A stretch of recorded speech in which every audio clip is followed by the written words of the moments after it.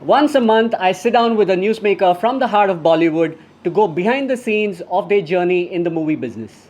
I am Sudhish Kamath, the inside man for The Hindu, and my guest today is a dear friend, an old partner in crime. He's a writer on Lutere, a director on Rana Naidu, a showrunner on The Trial, and was a creative producer on the much acclaimed Banda. He's had a dream innings since Rajan DK brought him on board as a writer and director on The Family Man Season 2. I invited him home ahead of Season 2 of Rana Naidu to catch up on all things cinema. So please welcome the prolific, the articulate, the super hardworking, the man, the geek, and the shape-shifting beast, Suparn Verma.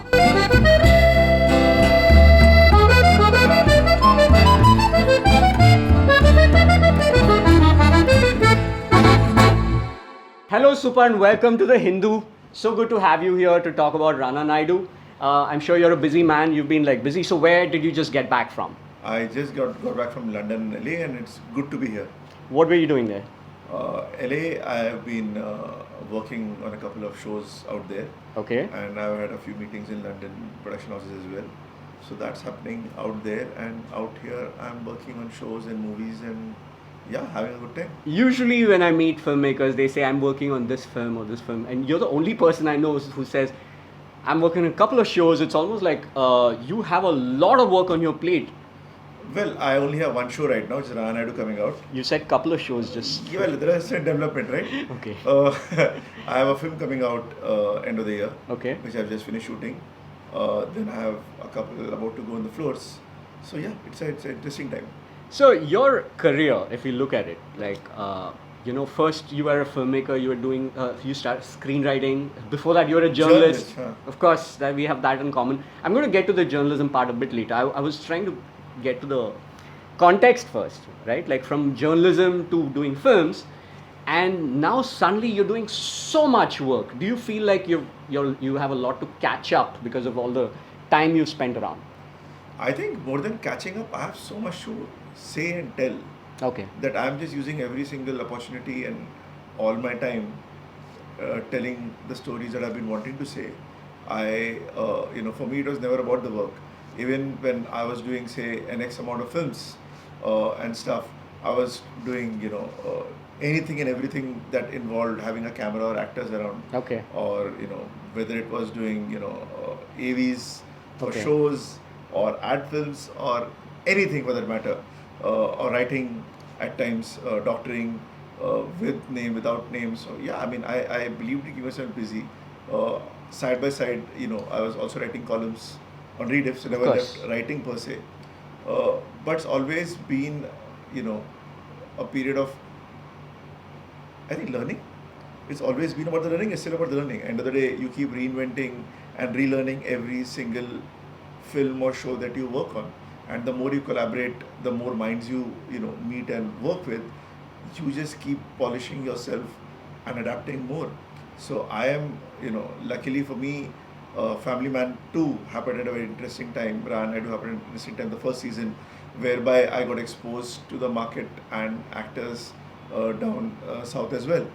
And which is the reason I'm kind of doing stuff there as well, because I think, as a filmmaker, I need to be agnostic, whether it's with genre, with language, because end of the day, you are telling stories and capturing emotion. Language be damned. Mm-hmm. And for the longest time, you had filmmakers from there coming to the Hindi film industry.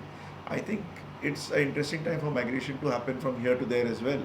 And fact is this, that for me, especially personally, the last 5-6 years, I've spent a lot of time in Hyderabad, and with filmmakers on there, actors on there. They are so open, so accommodating, and once they realize that you don't carry a baggage, I think their hearts are as open as yours, and it's such a beautiful marriage, because everybody out is trying to tell stories in the best way possible. Yeah. And see how you can up the ante, and that works for me here as well. So it's been an interesting, time, marriage and period. So am I trying to catch up on lost time? No, I don't think any time was lost, because time, I realized, is, very transient. I was chasing time for the longest time in my life. I lost my dad when I was 4 and a half. Okay. So for me, it was always like, oh shit, I'll die early. So I had to do things fast. Okay. Right? So I became a director at 28. I was writing films by 23, 24. I was a journalist much before that anyway. Yeah. Then came a point of time in life where I think the best thing that happened to me was doing a trip to France, where Van Gogh is my favorite painter, and at least abroad they allow you to stand next to the painting, like where your nose can touch that I'm painting, so much so that you have activists, destroying them. Yeah. And you could literally see that the paintings were etched in his head so much that every painting looks like the paint is coming out of his nails and he's just getting it out of his head. No wonder he went mad. And that's the passion, right? And they called him mad, he died penniless or whatever. Yeah. But he was just chasing his craft, he was not chasing time. Time was immaterial. So when was this France trip? This France trip happened, 15 years ago? Okay. 15 years ago. Went for a U2 concert. No. Yeah. Went for a U2 concert in Italy and then went to France. And So roughly around 2010, you realized that time does not matter. 10, 12, I think is 12. Time does not matter. I mean, before that, I had a very favorite quote of mine, but I didn't understand its meaning fully. But then I did, which was a ninja saying, which sounded cool to say to all the girls in college, which was that there is no past, there is no future, only the infinite present. And I would quote that since the time I was in college, but it made sense then that live in the present, live in the moment, and be. Okay. Your future will come Yeah. out to be from this particular space that you're in. Yeah. And Yeah. the past, anyways, immaterial. It's done and dusted. Yeah. If you lived it, great. If you didn't live it, well, it's gone in any case. So yeah, I mean, so for me, I'm not chasing time. I think, making the most of time. Okay. So when you first started writing, was it reviewing first, or had you written a script even before you started reviewing because you knew this is what you wanted to do? I was in college. I wrote 3 episodes of a show called Khatta Meetha with Shafin Amdar and Farida Jalal. Okay. I even wrote myself in one of the episodes. Okay. And I didn't do a really good job because you had 2 really accomplished actors in Shafin Amdar and Farida Jalal, and they were getting a bit, frustrated at my lack of inexperience. I think I was 18 or 19 or 17. I don't remember, but anyway. So yeah, I was writing radio plays. I was always writing, and making posters with me in it. Slowly, I kind of realized. So you were a storyteller even before you were a critic. Always. I was a born liar. So. Do you remember the first lie you ever said? Dude, The I've first been lie. lying since I was a baby, so no. I don't remember the first lie I said. No, I don't. But that's interesting you say that, because storytelling is a skill that everybody possesses, because everybody lies at some level or the other. However small it is, they do lie. But to actually nurture it and know that there is actually potential in this takes something. Do you think it helped to have like a mom to like shape that aspect of yours? I had a very, very, not just accommodating, but very nurturing mother who kind of really supported me and my ambitions, where she pushed me when I was literally in school and saying I want to write. And she would talk about that he wants to be a writer. Her big worry was, and her only thing was just graduate. Okay. And her thing to me was, you can't even be a rickshaw driver if you don't graduate. So just graduate, then do what you want. And I still remember I was a really horrible student. And when my 10th standard happened, I got 65%. And my mother must have distributed sweets like I topped the entire country. So she was so glad. So it was a different thing. It was just give it a pass, Vijay. It was not about excel in studies. But she supported me. She took me to meet friends and stuff. They supported me, where they kind of would hear my ideas out and make me write. The fact that I wrote for free helped. Okay. But end of the day, you're a kid, right? Who will take you seriously? They did. You're talking about the 90s. Or Yeah, early 2000s. I think late 80s, early 90s. Late 80s. How old are you, Suparn? You look quite young. Yeah, I am very young. I'm Oh. 25. But yeah, I was in my mother's womb when I was writing. No. So yeah, I think it was in my. I got a lot of chances, which helped me understand the craft Okay. better and better. And again, while being a journalist, I'm writing reviews. I go to interview Ramgopal Verma. He's mixing them. I see it and I say that is Pet Cemetery. He jumps up why. I show my press card. I got Stephen King's photograph on my press card. He says, you look like him. I had hair then. And we start discussing. He says, write a film for me. I wrote my version of Bhoot. I wrote my version of Sarkar. I made my version of Bhoot as Atma many years later on. Okay. was kind of handling native chat, and I literally brought in social media in the country, and I go to Hansal's house because Manoj Bajpayee decided to chat in Hansal's house, so we didn't have to carry the whole paraphernalia. This was not even laptop days. These were like days where you carried your monitor and your CPU and all Yeah. that shit, right? So Hansal had one. Hansal's dad had a computer at home, and we do the chat in his house. Manoj goes away. Hansal and I keep talking and discussing and having a drink till 12 in the night because he used to read my reviews. Okay. And he offers me a film, and that's how Chal happened. So it's been a series of coincidences my whole career, and that's why I realized that in life, and that's my advice to everybody I meet, that don't sit at home. Okay. Go out there and keep doing it. It doesn't matter good or bad or mistakes. Every domino effect takes you towards your destiny, and we are meant to make our mistakes, and you live and learn, man. Do you think your stint as a critic helped shape what kind of a storyteller or filmmaker you were going to become? No, but it prepared me to take the reviews that came much later and help me be kind, because there have been some reviews which were very personal and which hurt a lot. Okay. But like one actually sent me in depression.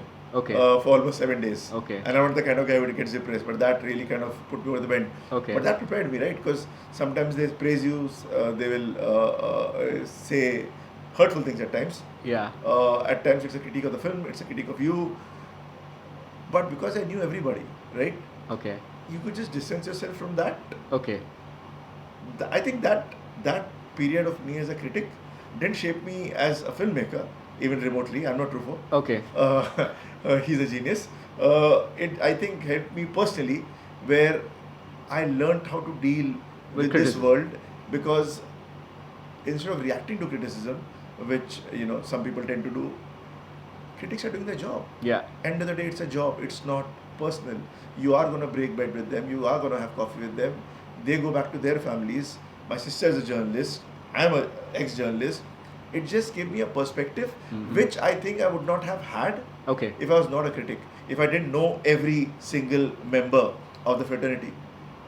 And it's not like just because you're a member of the fraternity, they're nice to you or kind to you. It's just that you understand them better, or where they're coming from.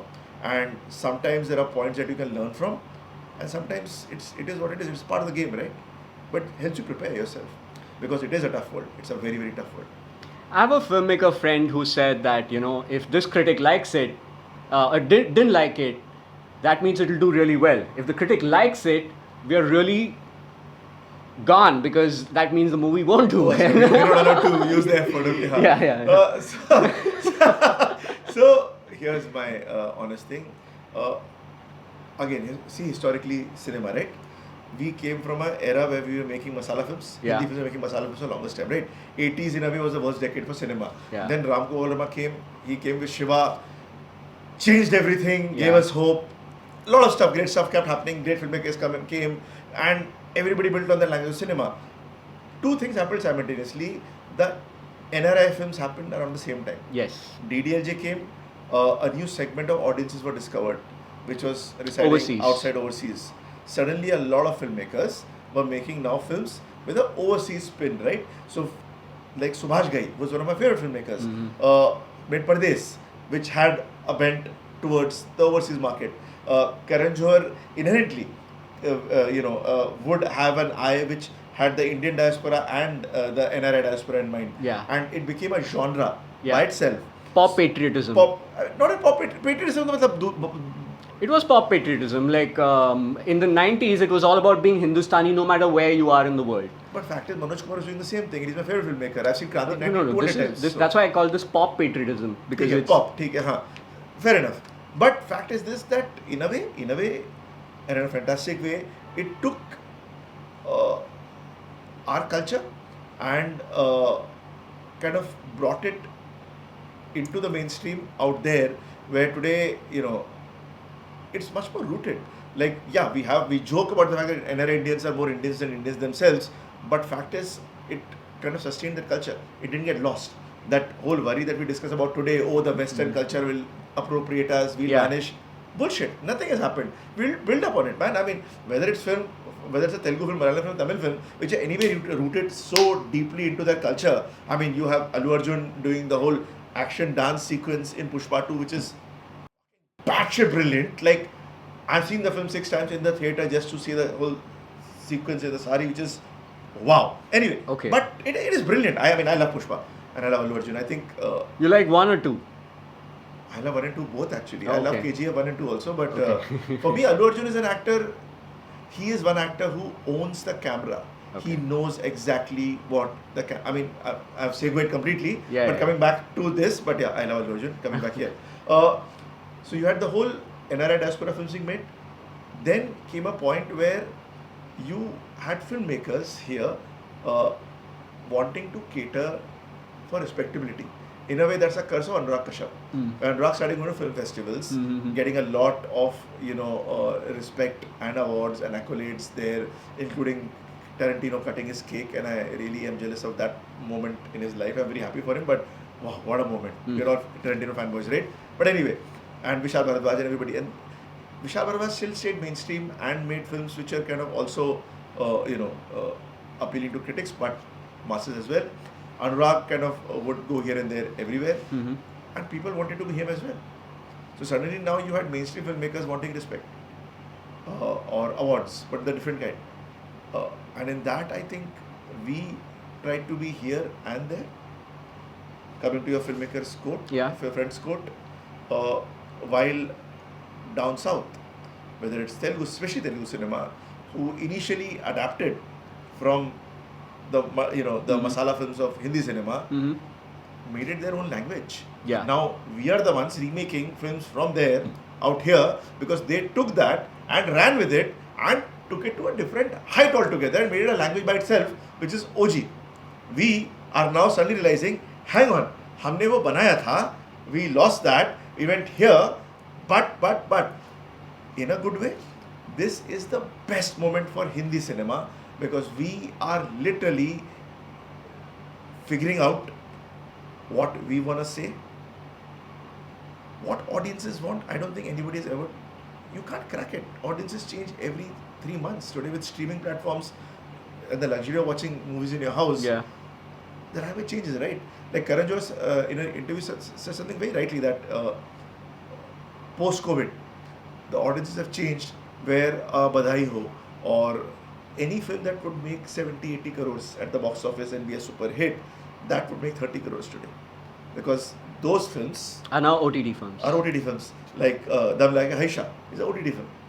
You put it in a theatre, they may or may not go for it, right? For example, they want larger than life spectacles or whatever. But what kind of spectacle do they want? Again, because of COVID, Goldmine went and dubbed every single film down south in Hindi. Audiences can watch it free on YouTube. Why would I watch a Hindi remake of a Telugu, Malayalam, Tamil film again when it's available to me in every language possible with dub on a platform? You have to go back to the drawing board. But what's happening now in the last 2 years, 1.5 years, again filmmakers have gone back to the drawing board, figuring out things. Lesser films are being made for a reason. It's a scary time in that sense. But the next lot that is coming in is gonna kind of have a fresher wave of appeal. Yes, you're gonna have your films, which are steeped in formula, and that's necessary. Because this is something I said long back when I was writing columns for Passion for Cinema, where all of us kind of got together. Where one of my columns was SRK, Salman, Amir, YRF, and Dharma Zindabad. Because if they don't make those films, none of the other films will sustain or have the money to be made in the first place. You need people to go to theatres. How would you sustain theatres? Theatres need, Yeah, you need the money so that they can play with the smaller films. films. Otherwise, it won't survive. The ecosystem, it's a very symbiotic ecosystem that feeds off each other, and it's not us and them. It's us, Yeah. and you need to see that as a whole. And the good part is because now production houses are making all kinds of film. Where Dharma makes a Homebound also and makes a Student of the Year 3 or a Rocky Rani also. That is how it's going to be, and that's how it needs to be. It's evolving. The playing field has evolved, and you need to understand the business and play the game. It comes down to that. So to answer your friend, if a critic likes a film, it won't work at the box office. I don't think so.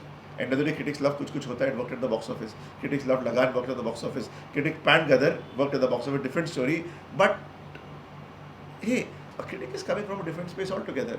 But Because the lens is different, right? Lens is different. It's an intellectual lens. yeah, but my only thing is, and this is a lens Western critics tend to have, which is I think more appropriate is they see the film for what it is. When they review a Superman, they won't review it with the lens of it needs to be inherent vice. They're seeing it as a superhero genre film. In the They'll see context a of the Marvel film genre. for a Marvel film context. They will not try to judge us Mission Impossible with, let me go back to history of violence. Yeah. They're two different films. Yeah. You're coming from a different experience. So judge a film for what it is and tell me if it works or not. Like the sixth part of Mission Impossible was its pinnacle, the one with Henry Cavill, for Fallout. example. So, great, judge it with that lens, I understand. Saying that it's a different lens altogether, Yes. you can't. You need to see a film for what it is. And that's my only, quibble per se. Yeah. But that's... So I was trying to understand, like, in terms of validation in your journey, when did you feel like you need it or you don't need it? From critics or audience, like, whichever way you look at it, as validation for your work. I think the minute I was successful, Okay. I stopped seeking validation because it didn't So really that's the matter. point. You have to be successful to stop wanting validation, is it? It's different for everyone. Mhm. Some people don't care for it. Some people care Yeah. for it their whole lives. Yeah, No matter yeah. how successful they are, Correct. they always want validation and being told how beautiful they are. Mhm. I could not care a damn about how beautiful I am. I think I needed validation for a different reason. Mhm. I needed validation for the door to be open. Okay. When you get validation from critics, the door stays open. You don't have to push as hard. People are eager to work with you. Mm. You're called interesting or whatever, right? When they say, oh, not nice, maybe he knows his job, maybe he doesn't know his job, that door gets tougher to open every single time. Mm-hmm. So for me, it was not validation on a personal level, it was a more professional validation in terms of, oh wow, Mm. that's it. And the success of The Family Man too, I think broke down every door, where suddenly people kind of started seeing everything I've done in the past with a different lens. Mhm. Seeing the same people, I was trying to message a week ago, post-release, Yeah. we're talking about the same thing, the same scripts, the same ideas, differently. So it's like, it changes the glasses and perspective of others. So it's Correct. not about validation for me per se, but success changes things. It allows you to say no, because you're operating from a space of it's okay to say no. That fear that, you come from a middle class background, that fear of what if you say no, what will happen? Mhm. What if you stand up for yourself and fight for yourself, what will happen? That goes away. Mm-hmm. Because you've seen enough shit to kind of, take life head on.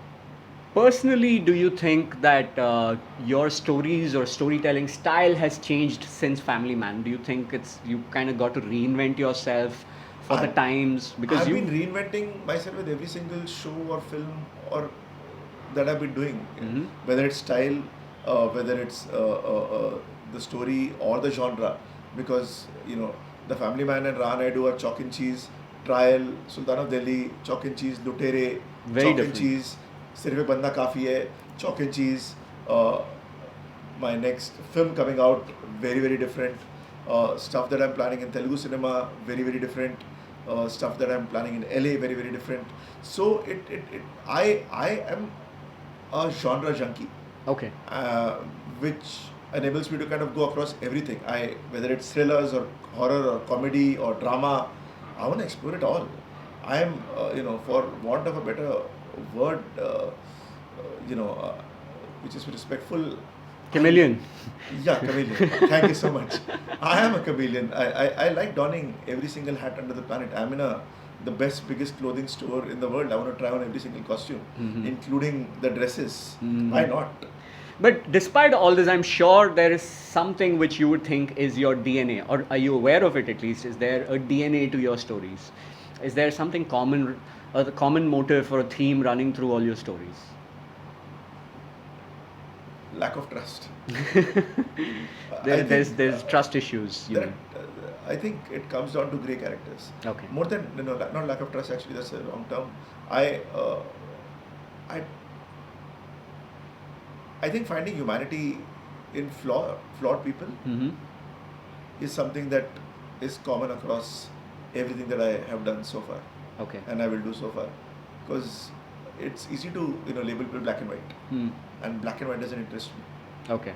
But finding humanity in the grey, finding shades. is very, very interesting. It's been what I've done since day one of my writing career or my directorial career. I love that. I think there is so much meat in that space and world and that color that you can delve in. And the best part is surprises are hidden in grace. Like for me, my favorite example is that you see a man killing a woman and walking out of the house and getting in the car and seeing someone hit a dog and then running out with the dog soaked in blood, taken to a hospital. Now you are confused as the audience. I mean, he just killed someone, he just saved a dog. How do I feel about him? I'm just saying, life is strange. You like to play with those aspects. Yeah, like because that's where the fun is. Keep everybody confused and keep discovering what is happening. I think this aspect you play a lot with in Rana Naidu, which is an adaptation of Ray Donovan, which I've seen the original show, and I can't believe that someone in India decided to adopt it, given how dark the themes are of also toxic masculinity and all that. And while it's pretending or masquerading to be a masala sort of a film with Venkatesh and Rana, right? So how did you even think that yes, we can actually translate something this dark and make it, as they call it in the South, mass? So when Karan called me and he's like, "Have you seen Ray Donovan?" I said, "Yeah, of course I've seen it." He says, "So wanna come on board and let's do it?" I said, "Absolutely, let's do it." I love Ray Donovan, and Rana and Venki sir doing it is as fun as it gets. And to play around with the whole text of it and adapt it to us, and in a way, I think Rana Naidu is a whole original beast by itself. It has adapted stuff from Ray Donovan, but it took a life of its own right from season 1. With Okay. season 2, we just taken it even more further. And yeah, in all that darkness, there is so much of humanity. Are you toning it down or anything, or it's going to be loyal to the themes of the original show? Because that was pretty dark, right, in terms of... The darkness will always be there. The darkness won't go away. Maybe, themes of sexual nature might be toned down a bit, Okay. but that's about it. But again, when it's needed, it's needed. When it's not needed, it's not needed. And we kind of never indulge in it for the sake of it. And this time, the storytelling is even more personal. It's throwing Rana's character against the wall in a much visceral fashion. It bringing all the violence that he lives in home. And it's actually it's pretty dark. It is dark. There is no lack of darkness in this season either. You will have there are a lot of surprises. But it comes So- across as a light masala show, right? Well, that's the idea, right? To do it in a masala fashion, then bring in the darkness, where 1 second you are like, oh wow, ha ha ha, and second like, oh shit, this happened. So yeah, we make our characters not just go through the grinder, but they come out with the grinder in their hand, and it's fun. It's visceral. So take me through this process of collaboration, because you've been a screenwriter, and now when you're collaborating with, say, like a Raj and DK, you've also done some scripting for the Family Man season 2, and then with Karan Anshuman now. So you have collaborators on every project, and Lutere you collaborated. So there's always sometimes there's a showrunner, and sometimes you're the writer, sometimes you're the showrunner Or a director. With trial, there's nobody. There's only me. So it's a mixed bag. how do you navigate this space of working together or writing something together? I think work with like-minded people. Okay. That's key, right? I mean, I think your discussion initially needs to start with what are you seeing the story and the characters as, and what are they seeing as. If you are in two different islands, I think it's best not to catch that boat. If you're in the same plane, then you'll end up making a Mumbai out of it. If you are different thing altogether, it's Andaman and Mumbai, then I mean, it's also, I think, comes down to relationships. I've known Raj and DK since the time they came down to India after doing Flavors. I've known Karan again for ages. Yeah. Milan Luthria's collaboration started as a writer. I came only to write the show, and then he said direct half of it as well, so I directed half of it as well. Tried it by myself. With Lutere, I wrote the show, so that was peaceful there. I did go on the shoot for a bit, but I mean, Jay is like a younger brother, so it's I'm lucky to be able to collaborate with like-minded souls and people, because my biggest diktat is leave your ego at home. Yeah. Everybody in this room is going to die. Your work is going to remain. So if you work with that thought in mind, it's everybody feels safe. If you can't feel safe in that writer's room, in that creative space, in that creative process, it's going to be a problem. Yeah. And if it's going to be a problem, then get up, raise your hand, walk away, because it's not. No, going to I happen. can vouch for this aspect of your character, because you were also one of the directors on X, and I remember how your eyes were always on the bigger picture, and you didn't care much about your segment, but you were more concerned about what is it, how is it serving the larger film. So Sure. I can totally vouch, and it was surprising for us because you were the most experienced filmmaker of the bunch, because all the rest were like relatively new. And the fact that you were so chill about it was one aspect of your character I've always admired. It's you're like a team player. It has Would to be you- the team, would right? you- It has to be the team, Sudesh, because, I mean, I have a problem with people who take themselves too seriously. Take your work seriously. You're the same guy. Everybody shits the same. Just because you made a good film or wrote a good book or wrote a good script, how or why? I don't. Yes, I'm a fanboy myself, but I would never raise anyone to the level of God, where when you make someone an idol, they break your heart. I mean, I have Stephen King tattooed on my arm, and he's consistently been awesome, thankfully, thank God. But I don't have idols. I don't believe in idols, and I don't think one should try to become one, because then you're becoming bigger than the craft. We are here to serve our craft, and if you are coming on board a team, then it's a team that matters. It's a war is not fought by a general; it's fought with an army. You're one of that army. You need to always have an eye on the larger picture, and for me, it has served me well so far. And it's about experiences, right? We collect experiences. If you don't have a good time, because every show, every film is going to be 1.5, 2 years of your life. Yeah. If you're not having fun, then don't do it. Life's too short. Take a vacation, then go in the mountains, go to the beach, Yeah. chill out. I mean, especially after COVID, if you haven't learned that, then it's a problem, my friend. Idea greater than writer. Always. You tell your writers that, or what else do you tell them? No, so with my writers, it's simple. I mean, there is no bad idea. There is no bad idea. There is no bad idea. Throw all your ideas, see what sticks. You never know what idea leads to a better idea. It could be one word that sparks of a thought in you. And my job is to create that safe space where nobody, not that intern, not the guy bringing tea in the room who's not part of the writing room at all, if he hears something, has something to say it. And whether it's my writing room or my set, my boom guy at times tells me, sir, madam ने ऐसा किया कि ऐसा कर सकते हैं क्या वो dialogue में delivery में. They are hearing, they are seeing every single day. They know. If you don't listen, my job, I think a director's job again is to listen, right? Is saying the right yes or the right no. Because the wrong yes or wrong no is going to affect every decision you make. Absolutely. So I listen. Yeah, I mean, you can't listen to everybody with shitty ideas, so they know that space. But then when they are heard, then they try to think of the best idea possible and tell you that one single good idea a day or once a week or once a month, it helps. They Everything censor helps. themselves. Yeah.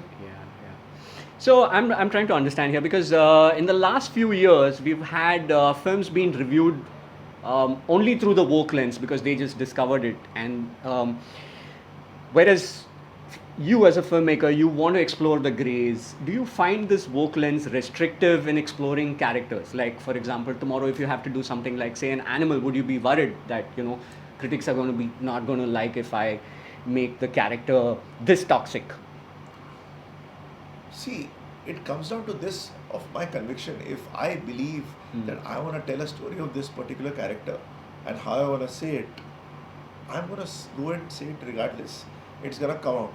It comes down to your belief system. It comes down to what you can sleep with at night. If you can't believe in a character, then don't do it. If you don't understand the character, don't do it. But if you understand the character inside out, it shouldn't matter, because at the end of the day, you're not making a film for 50 people. You're making it for the biggest, most populated nation on this planet. How do you navigate portrayal of toxic characters, if I want to be more specific about that question? by finding the humanity in them. Mm-hmm. And I personally would do this. If my character is toxic, I wouldn't justify him beyond a certain means, because I live in a country where if a girl is spurned by her lover, he feels it's justified to throw acid on her face. I don't Mhm. want to give rise to a guy like him thinking that, oh, because he made a film like this, I can get away with this. And as long as my character doesn't get away with it, You're fine. as long as You'll he sleep well. isn't being justified, I sleep well. But if I talk about a story of a guy who threw acid on a girl, it's a whole journey, right? It's a whole love story leading to that point, and then what happens post beyond that point. Mm-hmm. It's not like I'll show him he lived happily ever after. After that, Yeah. there will be consequences. So that's how my arc would be. That's how I would see. I would see the story that way. Okay. My story would not end at there.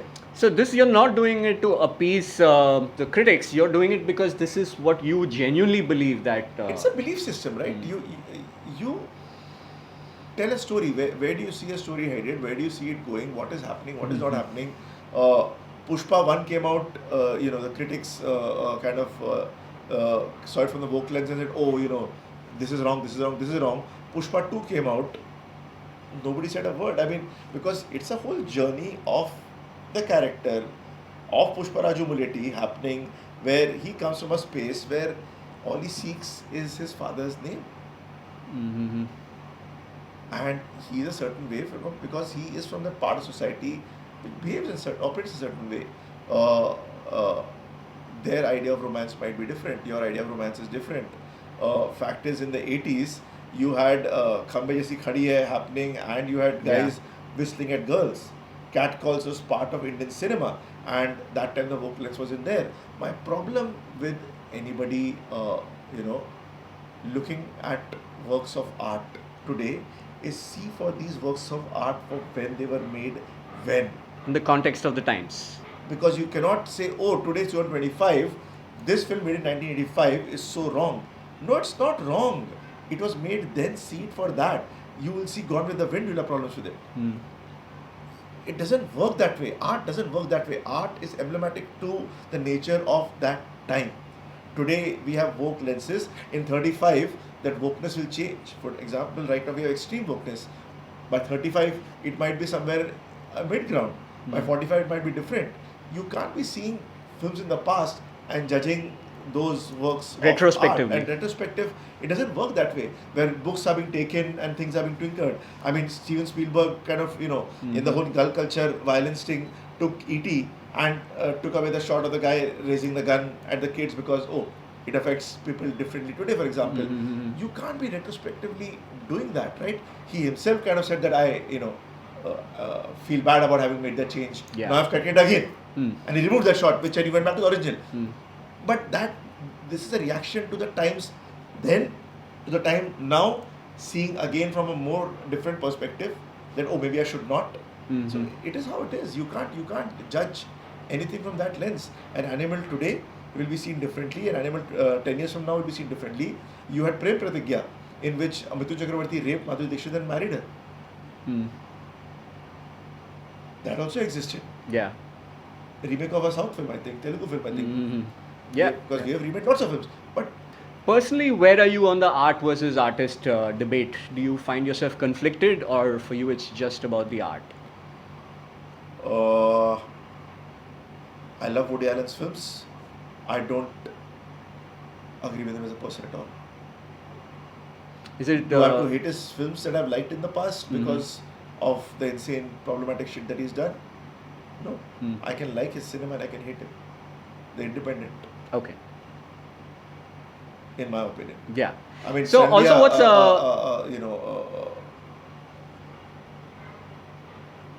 all his films, right? Till he gets, we didn't Paris tak. They don't stop. Yeah. Matching point of the matter. All of Vicky Sebastian. He's making really good cinema for the longest time till of late. What about those?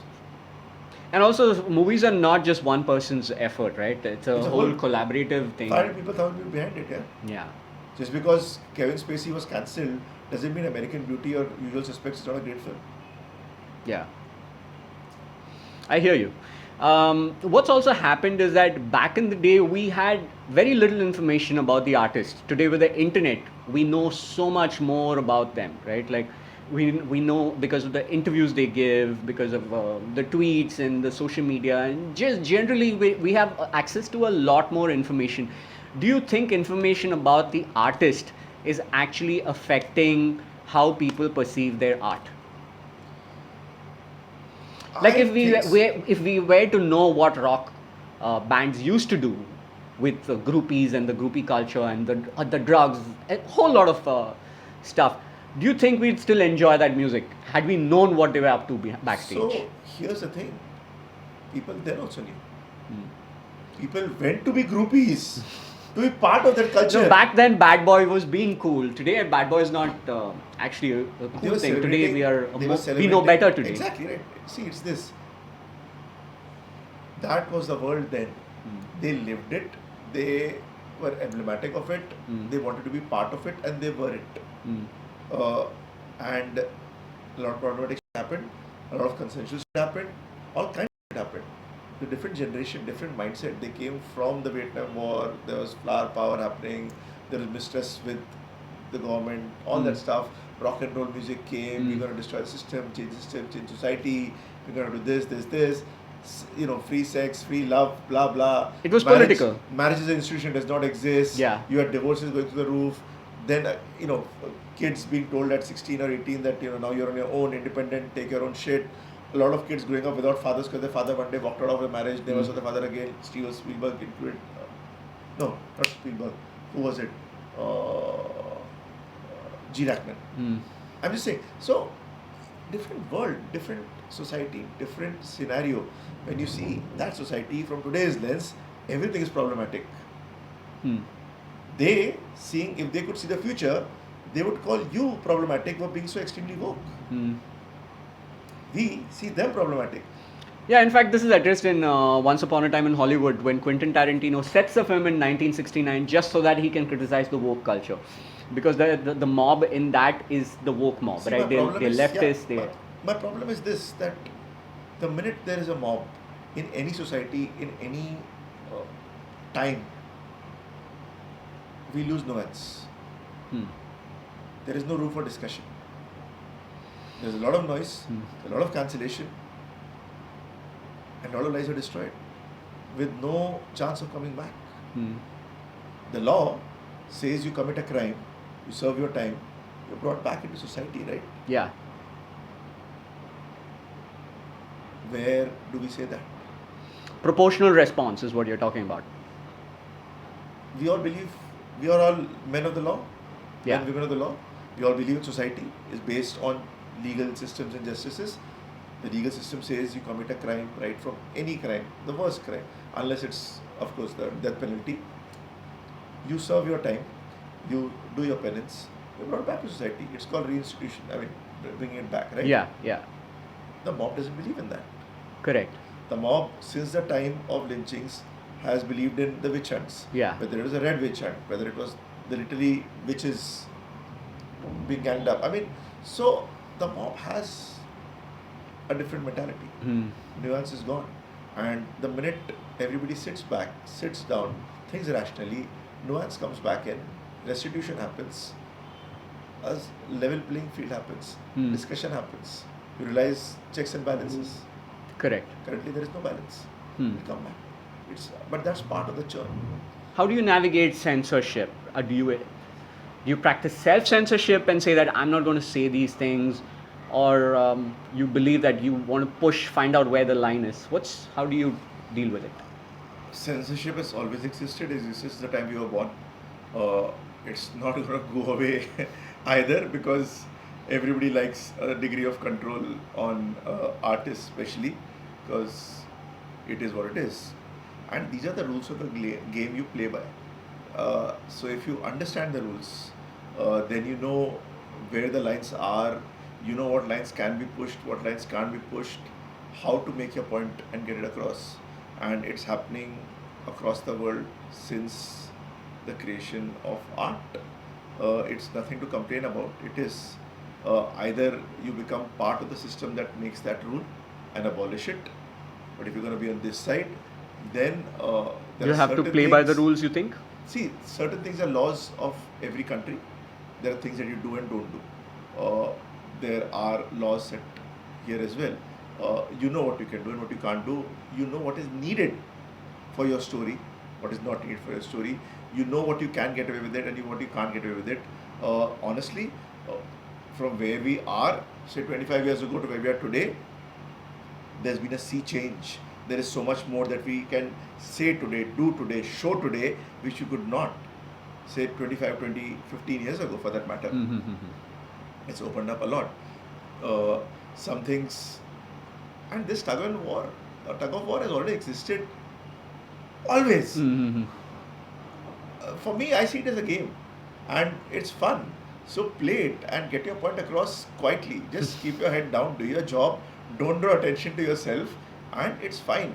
The minute you start becoming flag bearers of any movement, you have a spotlight put on you, right? Then everything that you do comes under gaze. If you quietly just tell your story, do your job, and go home without wanting the limelight to be on you Yeah. and on your work, it's fine, I think. So the spotlight becomes the bullseye for target practice. In general, right? I mean, why do I need to scream and shout? How will it make any difference to anything? Will it help me do what I'm doing? No. Will me screaming and shouting and complaining help in any way? No. Will it change things? No. What will being on, typing out 250 words on X or Twitter do? Nothing. It might make things tougher for me. It will not affect anyone's life. It won't bring about any change. So why? Use that time and type out 250 words on a final draft. It will help me further my stories more. So you don't feel the pressure to weigh in on every issue these days? I do weigh in on them, but I weigh in them in my comfort of my living room. I weigh in on things in my work in a way that I can tell and weigh in on them without having to be screaming or being a flag bearer for any side. Fact is, everything is political. But do it, say it without being flag bearers. No? Don't have to be anything. You can do everything that you want in Yeah. the world without screaming and shouting. Also, in a sea of opinions, it's just a sea of opinions stops making sense after a while, right? And how many opinions? Everybody has a point of view. Just make your point quietly, subtly. People who have to understand and who want to have a discourse will understand it.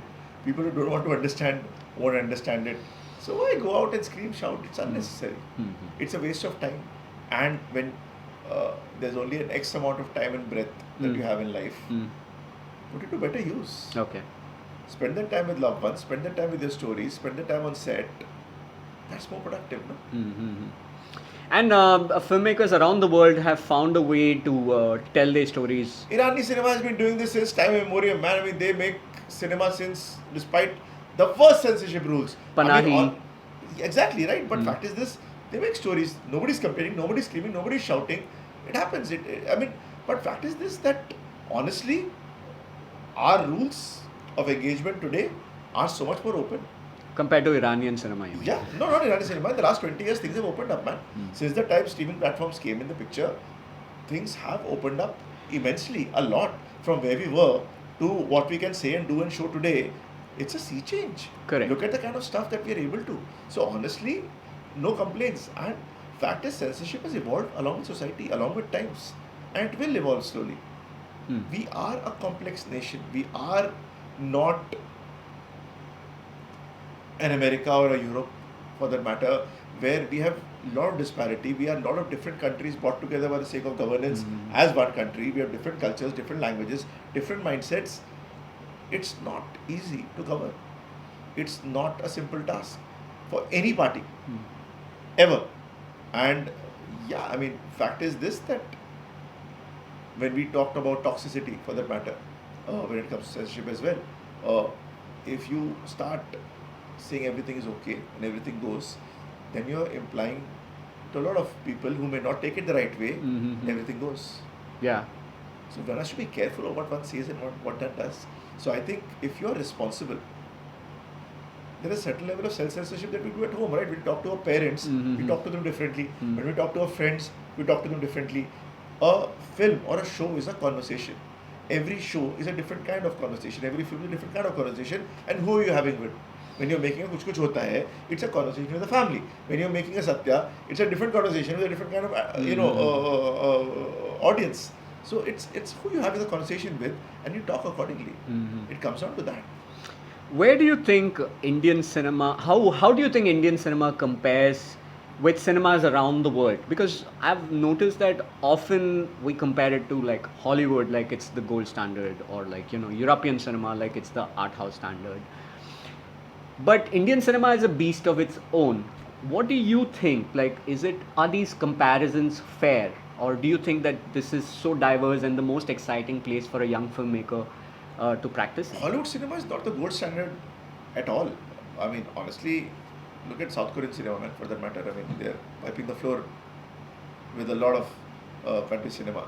As far as Indian cinema is concerned, I think there is nothing like Indian cinema on this planet. Because when I say Indian cinema, I will take Malayalam cinema and put it up there.